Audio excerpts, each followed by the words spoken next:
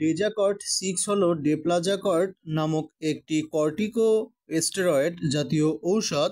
এটি মূলত বিভিন্ন প্রদাহজনিত অটোইমিউন রোগের চিকিৎসায় ব্যবহৃত হয়, যেমন হাঁপানি, allergy, rheumatoid arthritis, lupus, dermatitis, nephrotic syndrome এবং ডুসেন মাসকুলার ডিস্ট্রফি।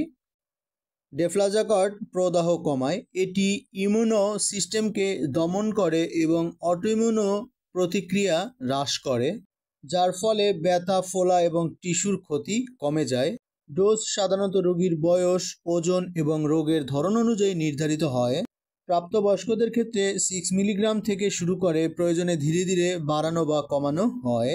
এটি চিকিৎসকের পরামর্শ অনুযায়ী গ্রহণ করতে হবে।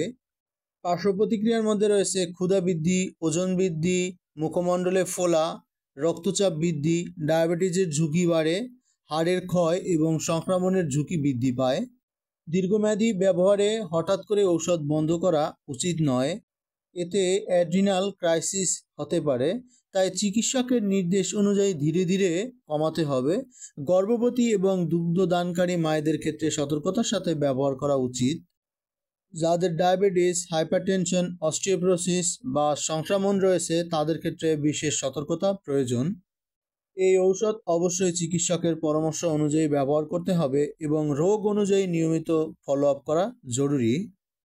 এরকম আরও তথ্যবহুল ভিডিও পেতে অবশ্যই ভিডিওতে একটি লাইক দিয়ে চ্যানেলটি সাবস্ক্রাইব করে দিবেন এবং ভিডিওটি শেয়ার করে সবাইকে দেখার সুযোগ করে দিবেন।